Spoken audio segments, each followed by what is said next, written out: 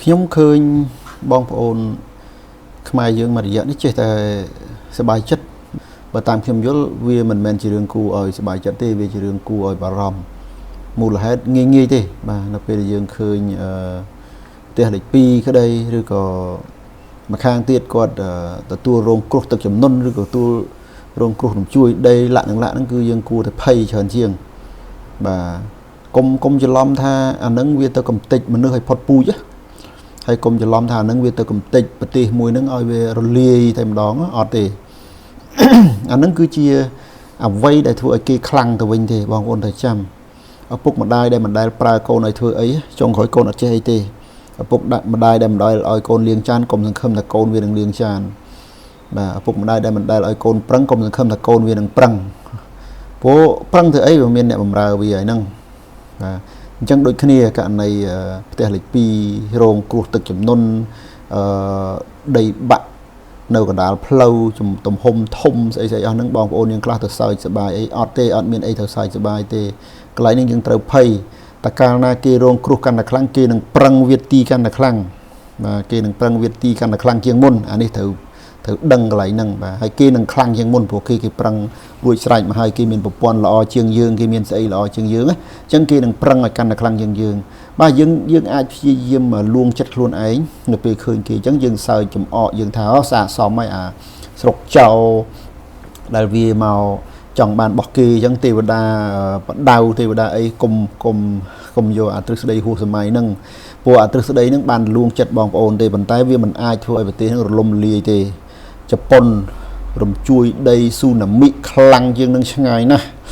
បាទជប៉ុនរត់តែខ្លាំងអត់មានជប៉ុនណាបាត់ពីផែនដីនេះទេអញ្ចឹងអានេះគឺជាហេតុផលសាមញ្ញយើងមើលមូលហេតុដែលប្រជាជនយើងខ្ជិលមិនមែនមកពីប្រជាជនយើងមិនឆ្លាតឬក៏មិនមែនមកពីប្រជាជនយើងមិនចេះដឹងទេមូលហេតុដែលប្រជាជនយើងខ្ជិលដោយសារអីក្រោយផ្ទះមានគាត់ដើរចូលព្រៃទៅជូអាចមកវិញបន្លែបាទតាពាំងស្លឹកបាសបាទម្ទេសជូសអាចម្លងបានមួយខែពីរខែក្រោយទៅមើលឃើញដុះបាទបេះម្ទេសបេះអីបានស្រួលដើរចូលព្រៃមានផ្សិតបាទមានសัตว์មានអីគ្រប់បែបគ្រប់យ៉ាងអញ្ចឹងដល់ពេលយើងទៅមើលវៀតណាមវិញនៅភូមិអង្ជើងខ្ញុំទៅហាណូយលោកម្ចាស់ហើយដីឲ្យក្រៀមឲ្យផ្អេសបាទអាដីដែលយើងហៅដឹកដាំស្លឹកល្ងៀងដាំល្ងៀងមិនដុះដាំល្ងៀងមិនដុះអាហ្នឹងហើយដែលធ្វើឲ្យហេតុអីទៅពេលទៅដល់កន្លែងហ្នឹងខ្ញុំយល់ថាហេតុអីបានវៀតណាមគាត់ប្រឹងដណ្ដើមយកព្រៃនគរប្រឹងដណ្ដើមយកស្អីខ្លាំងម៉េះដោយសារតែអញ្ចឹងឯងបងប្អូនត្រូវដឹងថាកត្តាធម្មជាតិជាកត្តាជំរុញមួយដែរយើងរាល់ដងវាស្រួលពេកធម្មជាតិវាអំណោយផលឲ្យយើងដេកស្រួលស៊ីស្រួលលើសម្បត្តិធម្មជាតិហូរហៀសម្បូរអត់ខ្វះអាហ្នឹងឯងជាចំណុចធ្វើយើងខ្ជិលបងប្អូនកូនយើងបើសិនជាម៉ែឪមិនដែលប្រើមិនដែលប្រឹងទេឃើញតែឪគិតថាឪមានម៉ែមានលុយចាយមិនចេះអស់វាអត់ប្រឹងទេអញ្ចឹងកុំសប្បាយចិត្តណាកន្លែងនេះកុំសប្បាយចិត្តអីសោះអត់មានអីត្រូវសប្បាយចិត្តទេទោះបីជាធម្មជាតិខ្លាំងប៉ុណ្ណាក៏មិនមានធម្មជាតិឯណាទៅបំផ្លាញប្រទេសទាំងមូលនឹងឲ្យវារលាយហិនហោចដែរបើសិនជាមនុស្សខ្លាំងមនុស្សយកឈ្នះធម្មជាតិហើយពួកគេនឹងកាន់តែខ្លាំងជាងនឹងទៅទៀត